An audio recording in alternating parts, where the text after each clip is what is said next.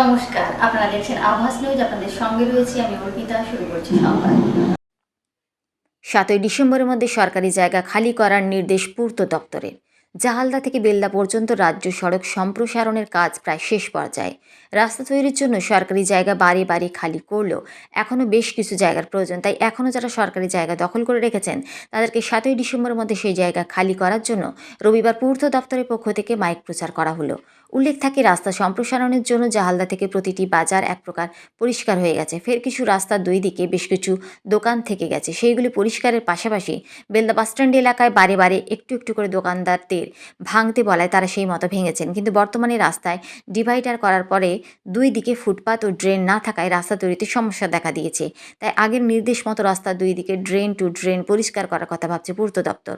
উল্লেখ থাকে, প্রথম থেকে অর্ডারে ছিল বেলদা বাসস্ট্যান্ড এলাকায় সমস্ত সরকারি জায়গা খালি করে দিতে হবে, কিন্তু এলাকার বিধায়কের অনুরোধে প্রশাসনের কর্তারা ধীর গতিতে এই প্রক্রিয়া চালালেও বর্তমানে রাস্তার কাজ প্রায় শেষের দিকে, তাই এই রাস্তার পরে ফুটপাত ও জল নিকাশি ড্রেনের জন্য জায়গা দরকার। ফলে সরকারি জায়গা খালি করা ছাড়া আর কোনো উপায় নেই। যদি পূর্ত দপ্তর তার আগের নির্দেশ মতো সম্পূর্ণ জায়গা নেয় তাহলে বহু ক্ষুদ্র ব্যবসায়ী সমস্যায় পড়বেন। তারা দীর্ঘকাল ধরে এই রাস্তার ধারে ব্যবসা করে সংসার চালাচ্ছেন। বর্তমানে দোকানের অর্ধেক ভেঙে কোনোভাবে নতুন করে ব্যবসা শুরু করেছিলেন, তাও যদি সম্পূর্ণ ভেঙে দিতে হয় তাহলে তারা কোথায় যাবেন সেই প্রশ্ন তুলেছেন। পাশাপাশি সামনে বিধানসভা নির্বাচন, তাই জাহালদা থেকে বেলদার মধ্যে যদি সমস্ত সরকারি জায়গা পরিষ্কার হয়ে যায় তাহলে বিধানসভায় প্রভাব পড়বে। তাই শেষ পর্যন্ত কোন পর্যায়ে যায় তা দেখার। তবে পূর্ত দপ্তরের কর্তাদের বক্তব্য, 7 তারিখের মধ্যে ভেঙে দিতে বলা হয়েছে, না হলে তারা আইনত ব্যবস্থা নিতে বাধ্য হবেন।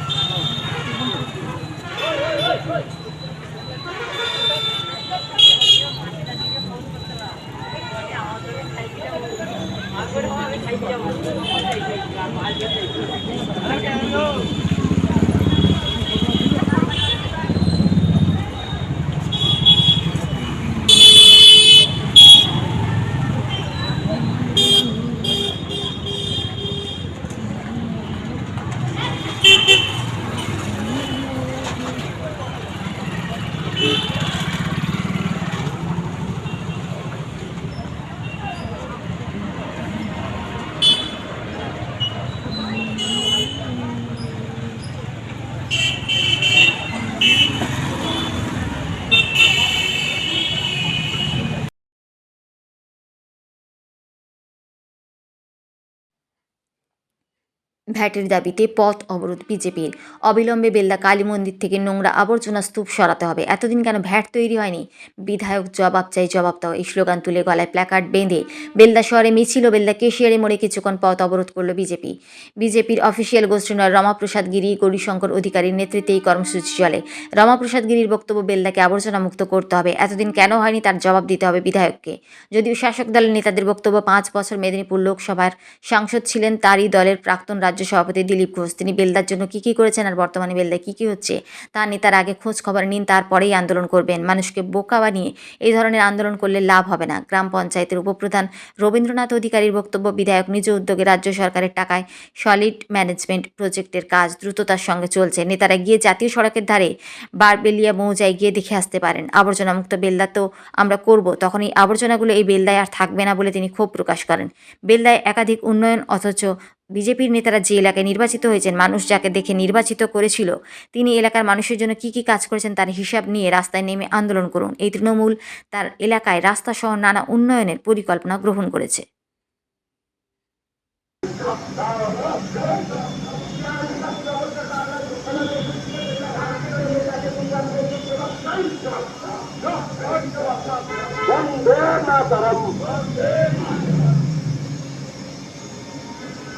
পূজা দিতে আসে, যেখানে পবিত্র শ্মশান আছে, যেখানে লোকে এরপরই পুরাতে আসে, এখানে দুর্গন্ধে থাকা যায় না। এবং সব থেকে বড় কথা, যেটা অজিত এখনই বলছিল বক্তব্যে, যে বেলদা বা ঢোকার মুখে একবারে এত দুর্গন্ধ।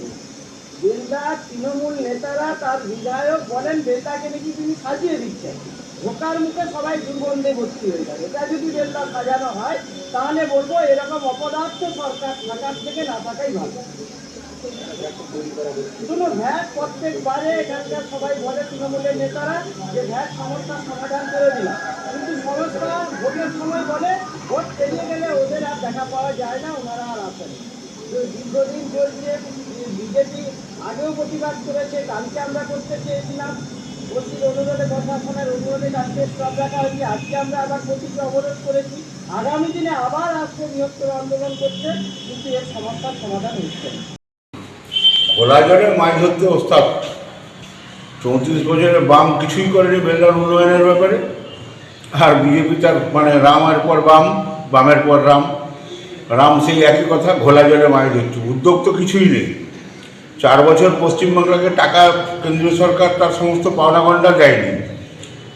আমাদের এমপি ছিলেন সম্মানীয়, আমাদের এমপি কিছুই তো করেননি, শুধু বুকনি ভাষণ, বড় বড় কথা। 2টো ওভারব্রিজ করে দেবেন, 3টে অমুক করে দেবেন, বড় বড় কথা। কিছুই করেছেন বেলদার উন্নয়নের ব্যাপারে? কোনো কিছুই করেননি। আমাদের তবু তো সম্মানীয় বিধায়ক তার নিজের উদ্যোগ নিয়ে, ব্যক্তিগত উদ্যোগে গ্রাম পঞ্চায়েত, পঞ্চায়েত সমিতিকে হাতে নিয়ে প্রায় 1 কোটি টাকার প্রজেক্ট করছেন। সম্পূর্ণ প্রায় সম্পূর্ণ হয়েছে 95% কাজ, আর 5% কাজ বাকি আছে। মাটি ফিলিং চলছে, 3টে বেড হবে, বেড হলে প্রায় 1 কোটি টাকার স্বপ্নের প্রকল্প আমাদের সম্মানীয় বিধায়ক সূর্যকান্ত ভট্টের সম্পূর্ণ উদ্যোগে এবং গ্রাম পঞ্চায়েতের সহযোগিতায়, পঞ্চায়েত সমিতির প্রধানতায় আজকে একটা বেলদার স্বপ্নের প্রকল্প হতে যাচ্ছে। তো খোলা জলে মাছ ধরবে, ওরা তো পথ অবরোধই করবে। গঠনমূলক কিছু বেলদায় করেছেন ওনারা? আপনাকে বলে রাখি, আপনাদের সংবাদ মাধ্যমের মাধ্যমে আমি বলতে চাই, সুব্রত মহাপাত্র ছিলেন একদম সিপিএমের ক্ষয়িষ্ণু নেতা, তার ভাই আরেকজন মদ বিক্রেতা, বিজেপির নেতা, তার দাদা মদ বিক্রেতা।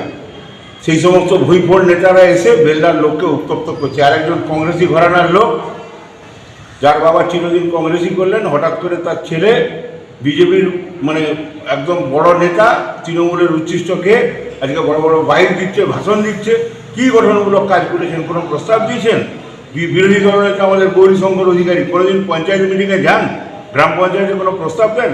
আপনার মাধ্যমে বলছি, আমি দায়িত্ব নিয়ে বলছি, সারা বছরে 3টের বেশি মিটিংয়ে আসেন না, প্রত্যেক মাসে মিটিং হয়, বার্ষিক পরিকল্পনা হয়। কোনো পরিকল্পনা জমা দিয়েছেন যে কীভাবে কী বেলদার উন্নয়ন করা যাবে? আমরা তো বিরোধীদের সহযোগিতা চাইছি, শুধুমাত্র মানুষকে খাপানো এবং মানুষকে বিভ্রান্ত করা। কেন্দ্র সরকার টাকা দেয়নি 100 দিনের কাজ, গ্রাম পঞ্চায়েত কীভাবে কাজ করছে কোনো নজর আছে? উনি তো পঞ্চায়েত মেম্বার, কোনো উদ্যোগ নেই, শুধু সমালোচনা। আরে সমালোচনা করুন, নিশ্চিতভাবে করুন, কিন্তু গঠনমূলক সমালোচনা করুন। আজকে 1 কোটি টাকার প্রজেক্ট আমাদের বিধায়কের প্রধানতায়, সৌজন্যতায় এবং মামাটি মানুষের সরকারের সহযোগিতায় আজকে এত বড় প্রজেক্ট হতে চলেছে। আমরা বেলদাবাসীকে অনুরোধ করছি, আপনারা গিয়ে দেখে আসুন, বারবেলিয়া মৌজায় ন্যাশনাল হাইওয়ের উপরে কত বড় প্রজেক্ট হয়েছে। আজকে তার আনুষ্ঠানিক উদ্বোধন আর একটুখানি কাজ বাকি আছে। কাজটা হলে আমরা নিশ্চিতভাবে জঞ্জাল থাকবে না বেলদায়। আমরা বেলদাকে মুক্ত করব, জঞ্জাল মুক্ত করব, এটা আমাদের অঙ্গীকার, আমার বিধায়কের অঙ্গীকার, আমাদের দলের অঙ্গীকার, পঞ্চায়েত সমিতির অঙ্গীকার, গ্রাম পঞ্চায়েতের অঙ্গীকার। আমরা কাজ করতে প্রতিজ্ঞাবদ্ধ।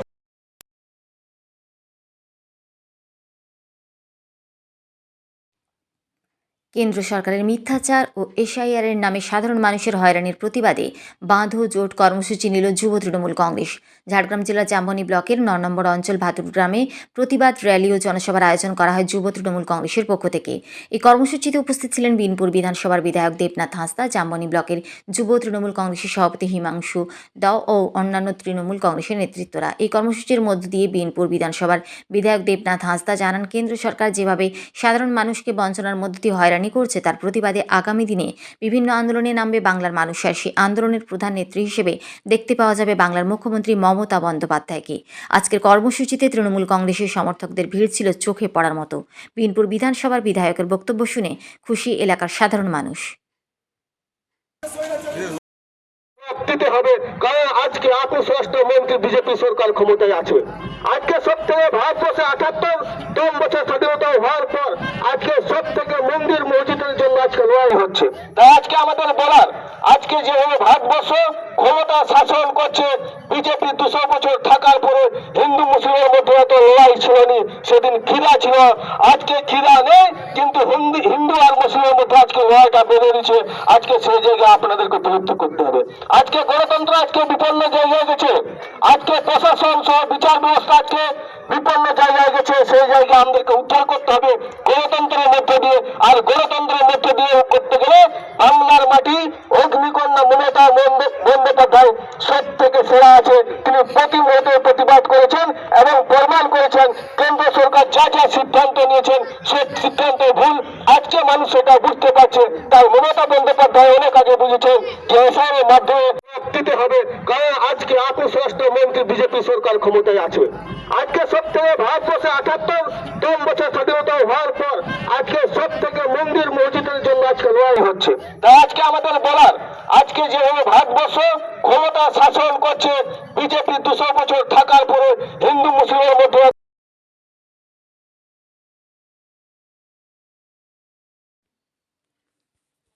রবিবার রাজ্য জুড়ে একযোগে অনুষ্ঠিত হচ্ছে রাজ্য পুলিশের নিয়োগ পরীক্ষা। সেই অনুযায়ী ঝাড়গ্রাম জেলার বিভিন্ন ব্লকের পরীক্ষা কেন্দ্রগুলিতে সকাল থেকেই ভিড় জমতে শুরু করেছে পরীক্ষার্থীদের।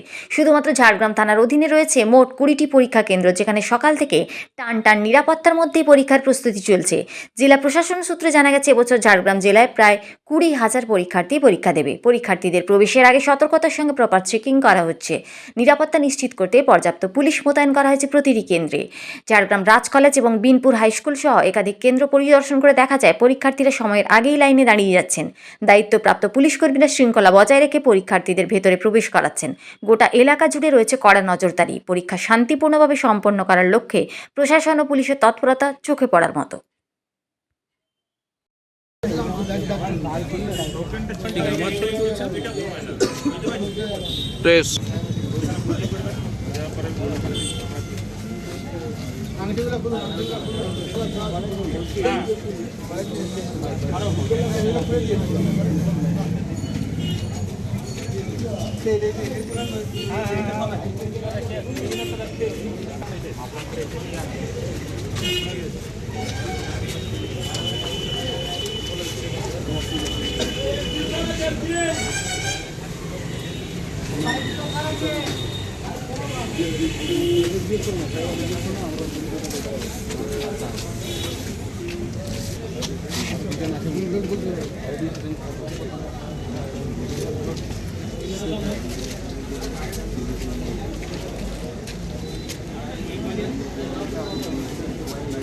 किसान में नया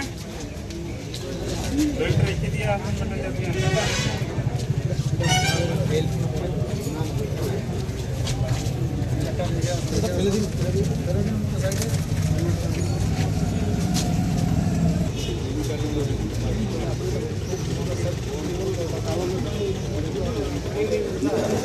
लिमिट क्या होता है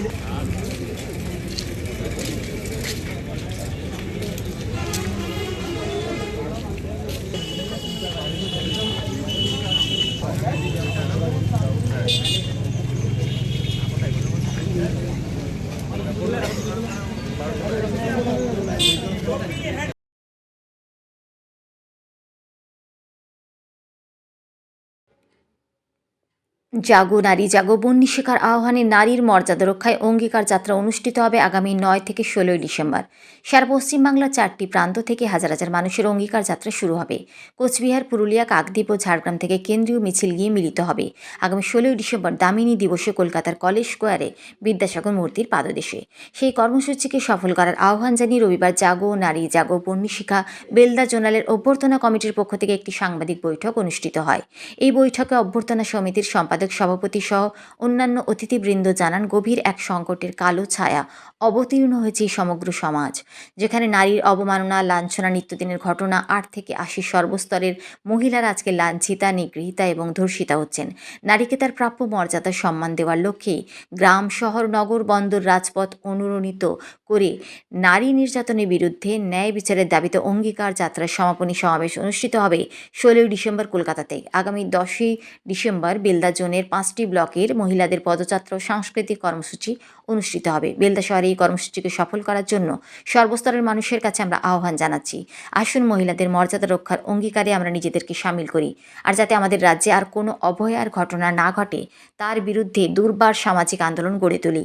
এদিনের সাংবাদিক সম্মেলনে উপস্থিত ছিলেন কমিটির উপদেষ্টা, অবসরপ্রাপ্ত প্রধান শিক্ষক শ্রী তপনেশ দে, পরেশ বেরা, সবিতা জানা, অধ্যাপক ডক্টর বাসুদেব ধারা, কমিটির সভাপতি শিক্ষিকা সুজাতা জানা, কমিটির যুগ্ম সম্পাদিকা রনিতা পড়িয়া, কণিকা চক্রবর্তী সহ অন্যান্য নেতৃবৃন্দ।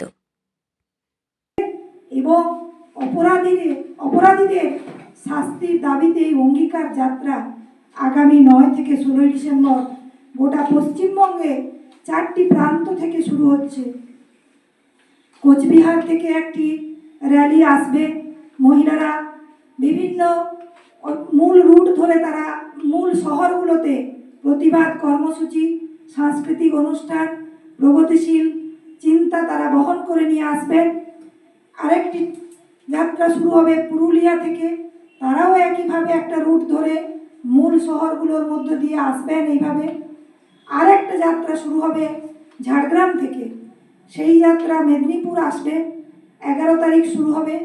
আমরা এই নারায়ণগড় ব্লক, মোহনপুর, দাঁতন, কেশিয়াড়ি সহ এই বিস্তীর্ণ অঞ্চলের এইখান থেকে আমরা বেল্লার মূল প্রাণ কেন্দ্রে 10 তারিখ এই প্রোগ্রাম কর্মসূচি নেব। এটা করার পর আমরা 11 তারিখ চলে যাব মেদিনীপুর, এবং মেদিনীপুরের পরে 12 তারিখ মেদিনীপুর মূল শহরে কর্মসূচি হবে। তারপর আমরা আস্তে আস্তে করে একইভাবে কলকাতা পৌঁছাবো 16 তারিখ। আরেকটি আসবে পদযাত্রা কাকদ্বীপ থেকে। এইভাবে 4টি রুট থেকে তারা আমরা সবাই জড়ো হব কলকাতায় আগামী 16 ডিসেম্বর। এই 9 ডিসেম্বর যে দিনটি আমরা ধার্য করেছি, 9 ডিসেম্বর হলো একজন মহিষী নারী বেগম রোকেয়া সাখাওয়াত হোসেনের জন্মমৃত্যু দিন। তিনিও মহিলাদের শিক্ষার প্রসার, তাদেরকে ঘরের অন্ধকারে আবরণ থেকে বের করে আলোয় নিয়ে আসার প্রয়াস চালিয়েছিলেন এবং সফলও হয়েছেন।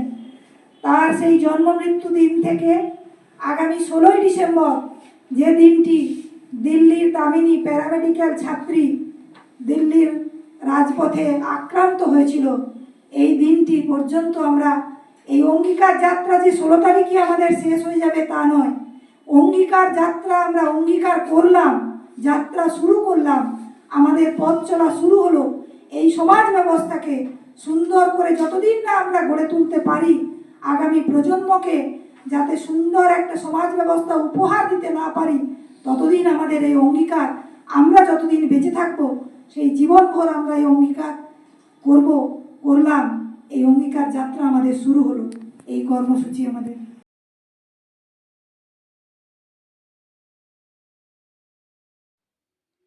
থ্যালাসেমিয়া মুক্ত সমাজ গড়তে সচেতনতার বার্তা দিতে এক বিরল উদ্যোগ নিল ঝাড়গ্রাম জেলার গোপীবল্লভপুর 1 নম্বর ব্লকের আলামপুরের বাসিন্দা সুনিতা প্রধান। নিজের মেয়ের বিয়েবাড়ির আনন্দ উৎসবের মাঝেই আয়োজন করলেন রক্তদান শিবিরের। আনন্দের দিনে এমন মানবিক পরিকল্পনা চারিদিকে প্রশংসা কুড়িয়েছে। পরিবার সূত্রে জানা গেছে, প্রধান পরিবারের ছোট মেয়ে মাত্র 6 মাস বয়স থেকেই থ্যালাসেমিয়া আক্রান্ত। এখন তার বয়স 18। দীর্ঘ এই সময় নিয়মিত ব্লাড ব্যাংক থেকে রক্ত সংগ্রহ করে তাকে রক্ত দিতে হচ্ছে। পরিবারের এই অভিজ্ঞতাই সুনিতা প্রধানকে আরও সচেতন করেছে। তাই সমাজে থ্যালাসেমিয়া প্রতিরোধের বার্তা পৌঁছে দিতে বিয়ে বাড়িতেই রক্তদান শিবিরের সিদ্ধান্ত নেন তারা। রবিবার অনুষ্ঠিত হয় এই মানবিক উদ্যোগ। প্রধান পরিবার ও সুবর্ণ রৈখিক পরিবার যৌথভাবে শিবিরের আয়োজন করে। এদিন নয়াগ্রাম সুপার স্পেশালিটি হাসপাতালের চিকিৎসকরা উপস্থিত থেকে রক্ত সংগ্রহ করেন। স্থানীয় অনেক যুবক যুবতী, অতিথি ও এলাকার মানুষজন রক্তদানে অংশ নেন। বিয়েবাড়ির আনন্দের দিনে এমন উদ্যোগ শুধু প্রশংসনীয়ই নয়, সমাজকে থ্যালাসেমিয়া মুক্ত করতে প্রয়োজনীয় সচেতনতার পথও দেখায়। প্রধান পরিবারের এই দায়িত্বশীলতার বার্তা দ্রুতই ছড়িয়ে পড়েছে গোটা এলাকায়। তার বেটা নামটা অর্পিত মন্ডল। আজকে শুভ দিনকে দেখি সে নিজের হাতে একটা ড্র করছে। দেখিটি আমার রক্ত দেওয়া হয় কিভাবে জীবন না প্রকৃতিকে পুরো তুলে ধরা হয়েছে রক্তের মাধ্যমে। বিনা বিয়ের আগে পুষ্টি বিচার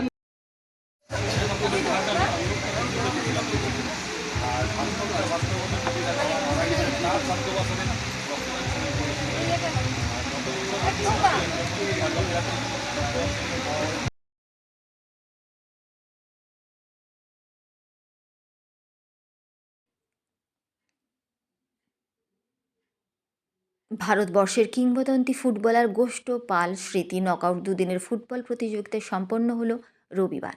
নারায়ণগড় কালচারাল অ্যাসোসিয়েশনের উদ্যোগে এই প্রতিযোগিতা নারায়ণগড় ব্লকের নারায়ণগড় হাইস্কুল মাঠে এই প্রতিযোগিতা অনুষ্ঠিত হলো। মোট 8টি টিম খেলায় অংশগ্রহণ করে। এই খেলায় মেদিনীপুর মেহতাব যুব সংঘ চ্যাম্পিয়ন ও খড়গপুর প্রনীল একাদশ রানার্স হয়। এদিনের ক্রীড়া প্রতিযোগিতায় পুরস্কার বিতরণী সভায় উপস্থিত ছিলেন গোষ্ঠ পাল স্মৃতি রক্ষা কমিটির সদস্য সুশান্ত পানিগ্রাহী, বিশিষ্ট ক্রীড়া ব্যক্তিত্ব তপন সাউ, ডাক্তার কৃষ্ণপ্রসাদ মাইতি, শিক্ষক বলরাম পানিগ্রাহী সহ অন্যান্য বিশিষ্ট ব্যক্তিবর্গ।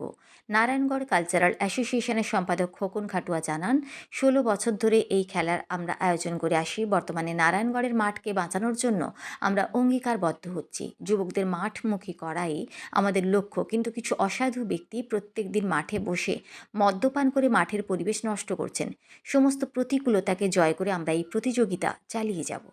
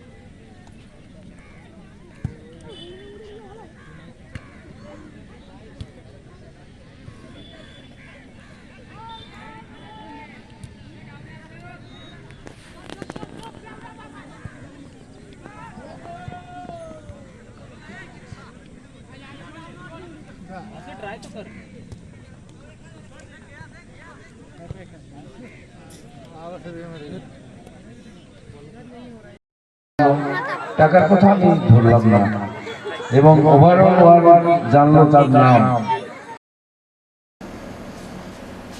সংবাদ এই পর্যন্তই। নমস্কার।